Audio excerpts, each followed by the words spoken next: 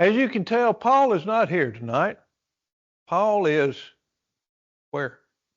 Spring Maple Hill tonight.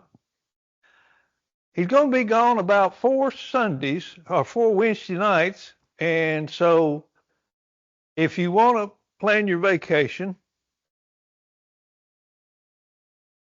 the 12th, the 26th of this month, the 10th, and the 31st of next month, you're stuck with me.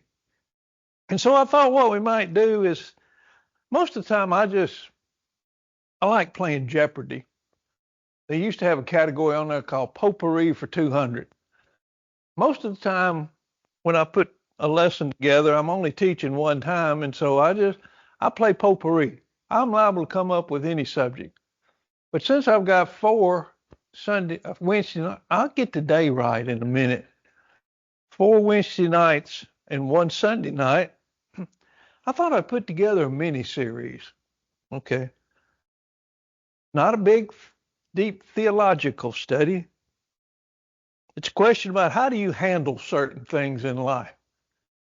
You know, I really have come to believe that this book has the answer, not just the theological questions of life, but I believe it has the answer to the practical things in life.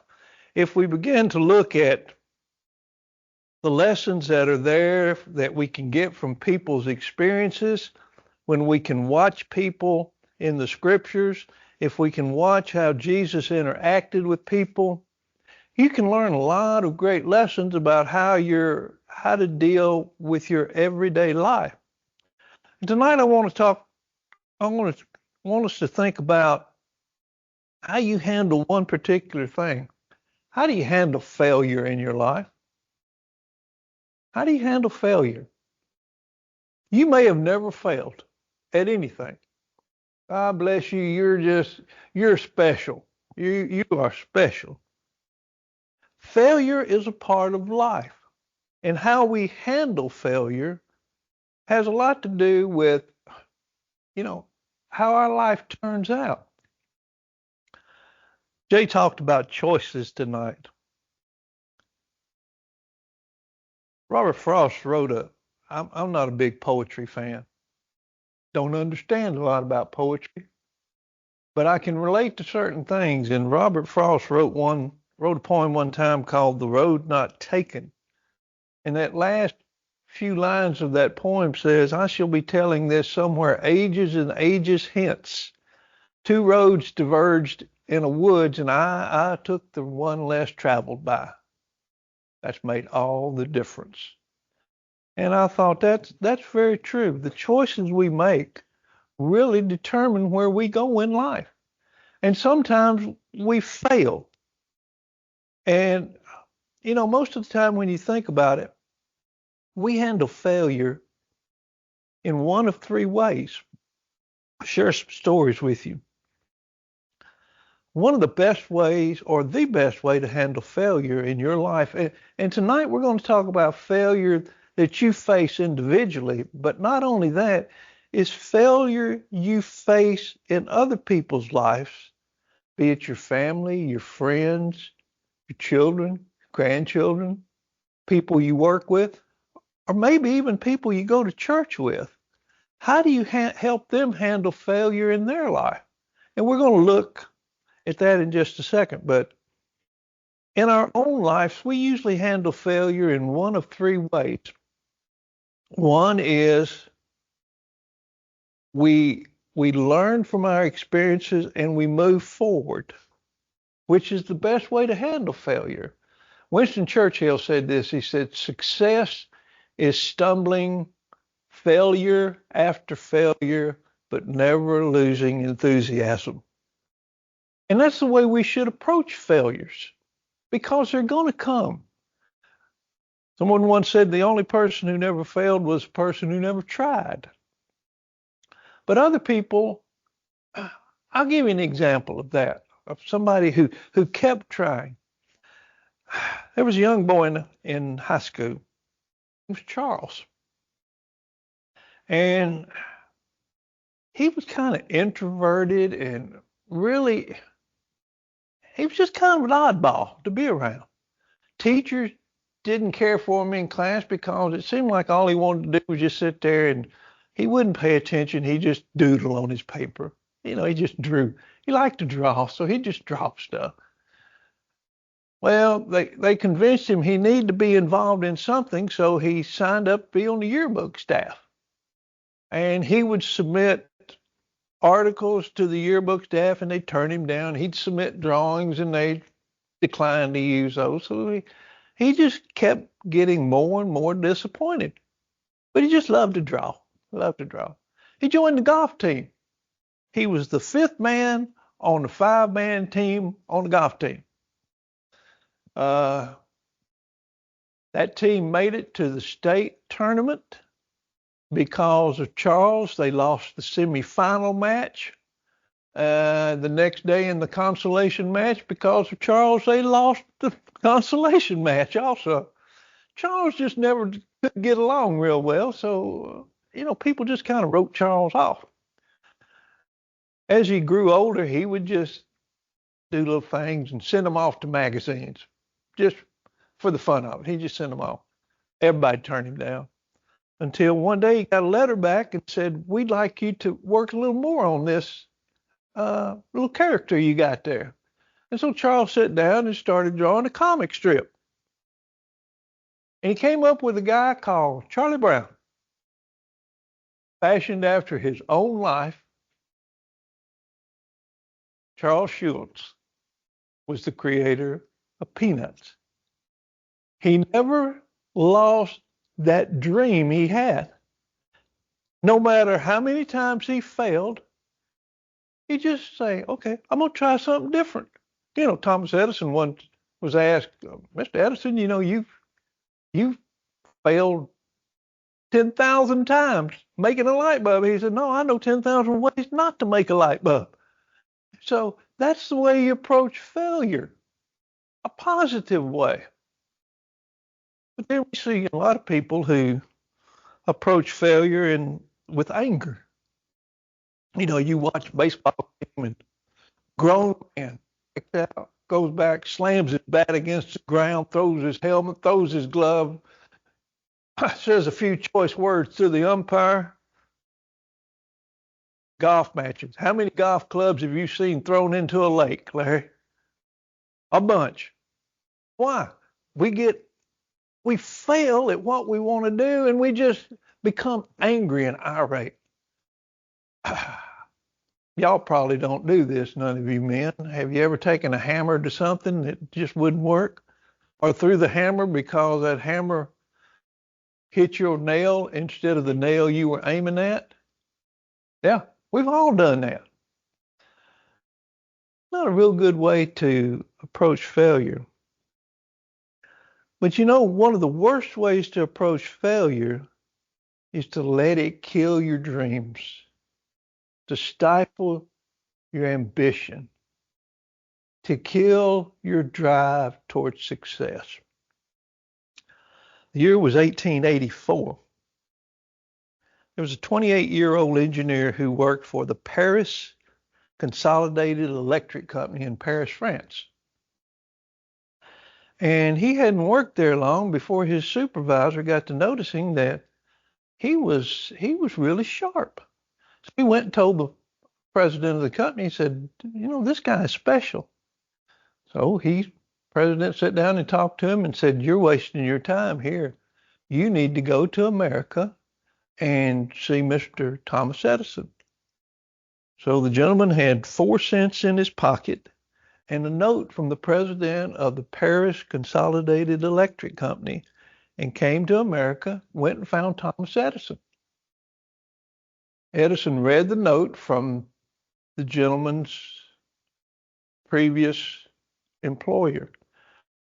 And the note said this, Mr. Edison, I know 2 true geniuses in the world. You are one of them, and the other one is standing in front of you. So Edison hired him and said, I'll tell you what, if you're supposed to be pretty sharp. I've been working on a generator and a motor If you can make those two, there's something wrong with them. I just can't figure it out. Either in the design or the construction, there's something wrong. If you can figure that out, I'll pay you a bonus of $50,000. Now this is 1884. $50,000. So the young engineer sat down, and within a year, he had redesigned both the generator and the motor. Everything worked fine. So he went to Edison and said, I got it working. Can I have my bonus? Edison just laughed at him. Said, well, that was just a joke. I didn't really mean that.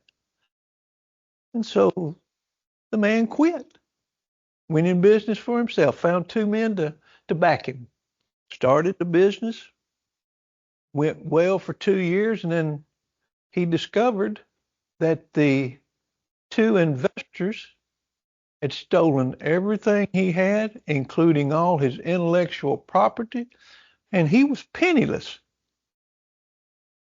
And he just threw up his hands. For the next 2 years, Nikola Tesla dug ditches for $2 a day until two other investors came by and saw him in the ditch and convinced him to come out of the ditch and go to work with them. And now you know the rest of the story. You know, because of Tesla, we have these lights. We have AC current.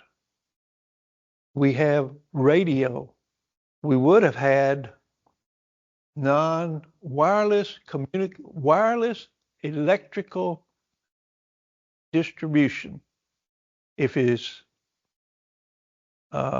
laboratory had not burned down. But we handle failure in our life in different ways. We either accept it and move on, we handle it with anger, or we allow it to defeat us. But that's not really what we're talking about tonight. I want you to go over to John chapter 21. And in John chapter 21 is a very interesting story about how to deal with failure in the life of somebody you love. And we're going to look at the way Jesus handled failure in the life of one of his dearest and closest associates, a man by the name of Peter. Peter is an interesting study. Of all the Bible characters, we could probably relate to Peter better than anybody else, because Peter has a problem. Peter is a failure in a lot of different ways. Tonight we're talking about failure. 2 weeks from tonight, we're going to talk about how do you handle opportunities. Then we're going to talk about how do you handle doubt. And we're going to come back to Peter again. We're probably going to talk about how you handle anger in this series too. But tonight we're talking about Peter. John chapter 21 is an interesting chapter. John is an interesting book because you look at the four Gospels, Matthew, Mark, Luke, and John. When you look at Matthew, Mark, and Luke, they're called the synoptic Gospels because they try to organize the life of Christ. Matthew looks at him as he's writing to Jews. This is Jesus the Messiah. Mark, more, he's the servant. Luke is, he's something special. John, though, does not write like the other three gospel writers do. John writes from a standpoint of this was the Son of God. And his whole emphasis of his gospel message is this was the Son of God. He starts off his book in the first chapter. He says, In the beginning was the Word, and the Word was with God, and the Word was God. Now, when you go on further in that, in that first chapter, John says, and the Word became flesh, dwelt among us, and we beheld him as the only begotten of the Father. And you go through the book of John, and John is different. You know, Matthew, Mark, and Luke, a lot of their writings deal with the parables, the teachings of Christ. If you look in John, you know how many parables you find recorded in John? 0. Not any. That's not John's emphasis. Matthew, Mark, and Luke record quite a few of the miracles that Christ performed. When you look at John, you don't see very many miracles. It's interesting, though, you see the first miracle, turning water into wine at the wedding feast of Cana of Galilee. You see the last miracle. We're going to see that in John chapter 21, the draught of fishes, 153. It's really the only miracle that has an exact count to it. You know, there's the feeding of the 4,000, the feeding of the 5,000. Oh, there's multitudes. No, there's 153 fish in the, I don't know why. But when you look at John, first miracle, last miracle, there's 3 miracles where Jesus raises the dead. The widow of Nain's son, the daughter of Jairus. John doesn't record those. The raising of Lazarus is John is the only writer who records that. Why? Because it is a miracle above miracles. The widow of Nain, they were making their way out with her son. He'd just passed away. Jairus' daughter, he raises her while she's in her own bed. You know, people could read those and say, well, really, that person wasn't dead. So we discount that. John said, let me tell you about Lazarus. He'd been dead 3 days. Sister said, Lord, you don't want to go in there. He stinks. John records miracles that are undeniable miracles. He records, along with the 3 others, Matthew, Mark, and Luke, there's one miracle that's recorded by all 4, only one. Of some 37 miracles, there's only one that all 4 writers record, the feeding of the 5,000. To John, that was a unmistakable miracle. 5 loaves, 2 fishes feed 5,000 men, not counting women and children. When you get to the end of John's book, he tells you why he didn't put any more of the miracles in his writing. Truly, Jesus did many things that are not written in this book, but these are written that you might believe that Jesus is the Christ, the Son of God, and believing you might have life everlasting. That's John's purpose. In the 21st chapter of John, we see a special time in the life of Christ. It's during the 40 days after his resurrection. It is the only miracle recorded after his resurrection, unless you want to count his ascension back to God as a miracle. John said there's something that happens, and we won't, you know the story. Peter is the principal character of the story. It says that during that 40 days, this is the 3rd time that Christ has appeared to the group of apostles. He appears one time on the day of his resurrection to all the apostles, with the exception of Thomas, as they meet together. A week later, he meets with all of them, Thomas included. Thomas said, unless I put my finger in his hand, stick my hand in his side, I won't believe. Thomas, you can do that. I believe. This is the third time that he appears to the group.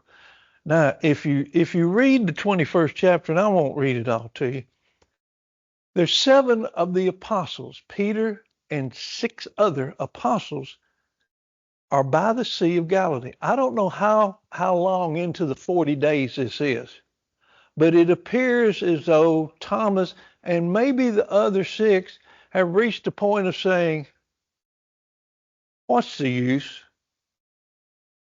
He's not going to be king anymore. We have wasted our time. You know, a lot of times when we fail in life, we go back to what we know how to do. You know, you can try a lot of things and they may not work, but if you know how, ladies, y'all might try new recipes and they might not turn out exactly right. You may try a new cornbread recipe. Let's just use that as an example. And when it comes out and fails, I'll guarantee, what do? You go back to the way Mama made it. You know how to do it. You know that'll be successful. You don't get bad at it and throw it out. I don't know, you might. My mother tried to make biscuits. Bless her heart. She could not make a biscuit. Cook anything else. Sew, knit, do ceramic. Most talented woman I believe I've ever met could not make a biscuit. It would kill the birds. We'd throw them out and the birds couldn't even eat the biscuits. You know. So I grew up, everybody talks about having biscuits. Now we ate good at the house. The only decent biscuits we ever had were Whopper biscuits. Remember what Whopper biscuits were? You peel the label off of them and whop them on the countertop and the biscuits. If Pillsbury hadn't invented those, I'd have starved to death, I believe. But here he is on by the shore, on the Sea of Galilee. The 7 of the apostles have fished all night, didn't catch anything. They come in, he's got breakfast. He tells them to cast their nets on the other side and they get the draw of 153 fish. Okay. But now his attention turns to Peter.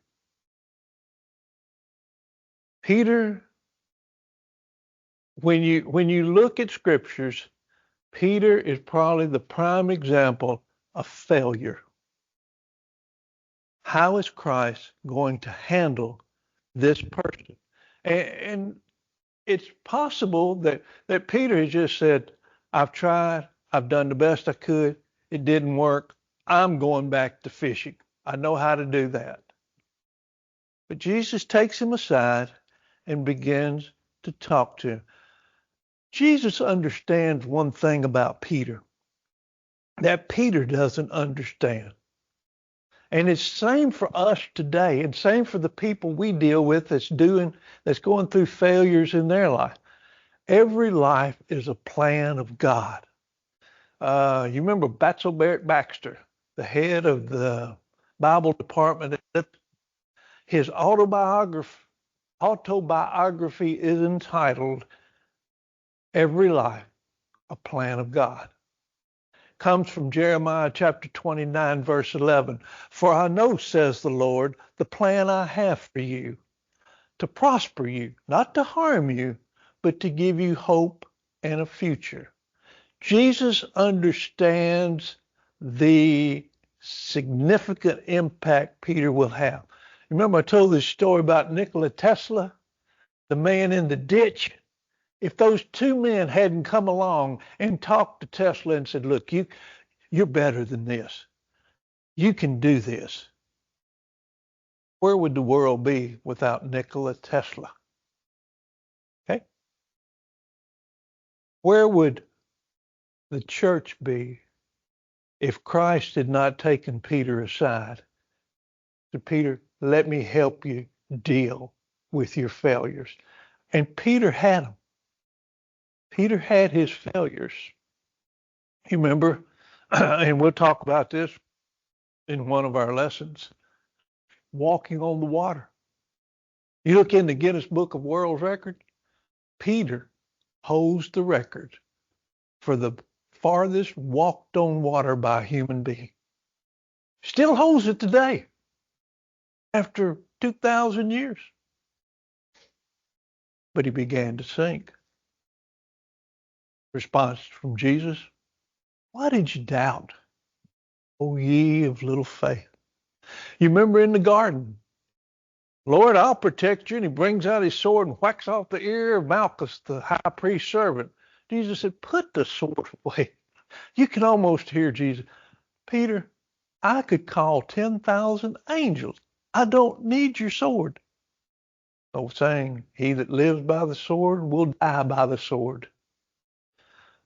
But even above those two, in the courtyard of the high priest, I don't know the man. No, I haven't. I don't. We have all failed. But I don't think any of our failures would have measured up to where Peter stands at that particular time. But let's look at the way Jesus approaches Peter. And maybe we can learn how to help other people who are going through the same emotional state that Peter's in.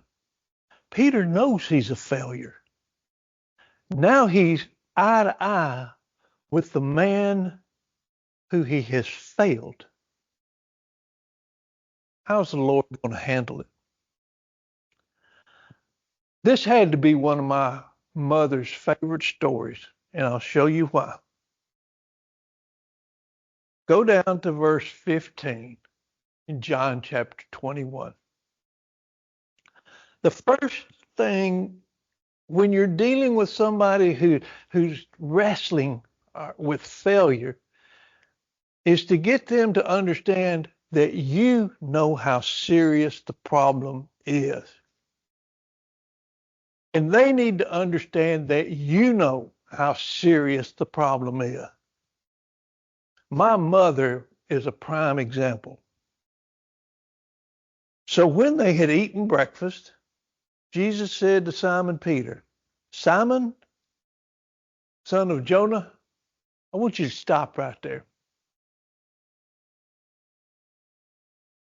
My mother could convey to me the seriousness of my actions in one particular way. When I heard James Earl Dillingham get in here right now, it was serious. Do you notice how Jesus addresses no longer Peter? You remember, he has told Peter, and he knows the plan Peter had. Scripture says they came into the region of Caesarea Philippi. And Jesus asked his disciples, whom do men say that I, the Son of Man, am? Some say you're John the Baptist, some say you're Elijah, some say you're Jeremiah, one of the prophets. But who do you say that I am? And Peter said, thou art the Christ, the Son of the living God. Blessed art thou, Simon Bar-Jonah, flesh and blood has not revealed this unto thee, but my Father is who is in heaven. And I say to you that thou art Peter, and upon this rock I will build my church. The gates of hell shall not prevail against it, and I will give to you, Peter, the keys to the kingdom. Whatsoever you loose on earth, be loosed in heaven. Whatsoever you bind on earth, bound in heaven. That's what Peter has. Christ doesn't call him Peter. Simon, son of Jonah. This is serious. I understand where you are. And that's one of the things we need to understand when we're dealing with people that are going through difficulties and failures in life. We also need to understand Jesus does not rehash all the failures that Peter went through. Oh, we're bad about that, aren't we? My mother was extremely bad. how many times have I told you not to do so and so? I think one of the worst mistakes I ever made was answering that question one time. She said, how many times have I told you not to do so and so? Mama, you're going to have to keep count for yourself. I can't keep up with it. That was not a good answer for my mother. You know, Jesus could have very easily looked at Peter, said, Peter, let me remind you of something. You remember that night before I was betrayed? I'd made the statement that every one of you would forsake me. And you stood up and said, not going to happen. If all the rest of them leave, I'll never leave you. Jesus said, you remember what I told you that night, Peter? Peter, Satan has requested you so that he might sift you as wheat. But I prayed for you. And when you are converted or when you return to me, strengthen the brethren. Now, a lot of us, if we had been dealing with Peter or somebody in that same shape, we would have probably said, I told you so. See, I told you this was going to happen, and now it's happened. Now we got to deal with the problem. Jesus never once rehashes Peter's failures. You know, he could have very easily said, you remember that night on the water? I had to pull you out of that one, didn't I, Peter? You remember in the garden when you cut the ear? I had to put the ear back on, Peter. Do you remember that? Never once says that to him. Never once. He gives him an opportunity to reflect. Peter, do you love me more than these? You know, what's he talking about? Is he talking about the fish that he just caught? Is he talking about the other 6 disciples that are sitting around the fire there? I don't know. Peter, reflect back. Do you really love? And you've heard the story over and over. Jesus uses agape twice. Do you really deeply, immersely love me? Oh, Lord, I'm pretty friendly with you. Until Jesus gets to the last part. Are you really even friendly with me, Peter? And it grieved Peter. He gives him an opportunity to reflect. Oh, I really messed that one up. But he never once says, think about everything you've done, Peter. I ought to just put you out of my mind and let you go back to this fishing. Never does that. But he shows him the potential he has. You know, he's told him over and over, I'll give to you the keys of the kingdom. You'll be the one that opens up the kingdom. You'll be the one that strengthens the brethren. 3 times, Peter, do you love me? Feed my lambs. Peter, do you love me? Tend my sheep. Peter, do you love me? Feed my sheep. Peter will be given the keys to the kingdom. He will open up the door to young and old alike, to the lambs and to the sheep. Jesus never once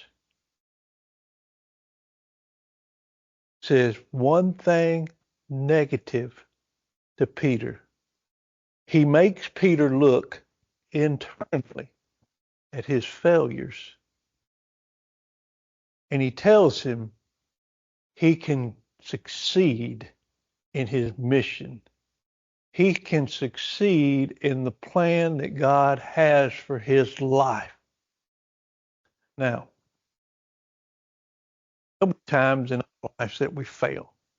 It's going to happen. Always will. You can respond with anger. I told you the story about the guy who went out to. He came in one Monday and I said, "How's same guy? How's the weekend been? Terrible. What's the matter? I said, well, don't want to talk about it. What happened? I was going to go out to mulch my leaves. Took my old lawnmower out to mulch my leaves. Wouldn't start. So I changed the spark plug. I changed the gas in the tank. I changed the carburetor. I did everything. I wanted to go in at lunchtime. I planned on finishing. I was going to be in at lunchtime, eat lunch, watch the Alabama football game. I did everything to that stupid mower. I said, what'd you finally do? He said, I took the gas can and poured it on top of the mower and set it on fire. And I thought, all right, solved that problem. Didn't help much though, but we can react with anger. We can react and just throw up our hand and say, that's it. I can't do it. I tried it. That won't work. Or we can be like Charles Schulz and we can keep doodling until somebody says, hey, that looks like a comic strip to me. That's how we can deal with failure in our own life. But even more, we can deal with the failures in other people's lives. We can choose to help them. We can choose to put them down so low they'll never get back up. You can take a child and berate them when they mess up until they'll never try anything again. You can do adults the same way. We can do our friends, we can do our families, we can do our church family that way if we choose to. Or we can look at Christ and his interaction with Peter and say, maybe that's the way I need to approach failures in other people's lives. Failures in your own life will determine your destiny. Your approach to failures in other people's lives may determine their destiny. How do you handle failure? Very carefully. John chapter 21 gives us a perfect example from the master teacher. One of the things you have to appreciate about Christ as a teacher was this. He had the perfect approach to teaching people. He would first tell them what they needed to do. He's already told them a lot of times, whatsoever you would that men should do to you, do you even so unto them, for this is the law and the prophets. He would teach them, but then he would show them how to do it. He shows at least 7 people that day how you handle failures in the lives of those close to you. Next time, we're going to talk about failures and opportunities. Paul passed out some cards that said, now you've got the opportunity. If I had the opportunity, what are you going to do with it? How do you handle it when it comes? We all have opportunities every day. How do we handle them? 2 weeks from tonight, we're going to talk. If you would, let's bow, we'll have a word of prayer. Father, thank you for allowing us to look into your word. Thank you for giving us examples of how to deal with things we are confronted with every day of our lives. We thank you that you have seen fit to show us ways to live our lives as you would have us to live them in the presence of others. Help us to learn from the examples of your Son and the examples of other people in scriptures, that we might know how to react and how to act. We ask you to forgive us of our sins. We ask you to bless those who have asked for an interest in our prayers. We ask you to bless those who are struggling with sickness or bereavements, the things that we may not even know are in their lives at this time. We ask you to go with us as we make our way through the rest of this week. Help us that we might see an opportunity to show to other people the great joy we have in being your child.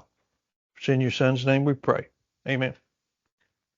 Will Paul be back next week? Paul will be back next week.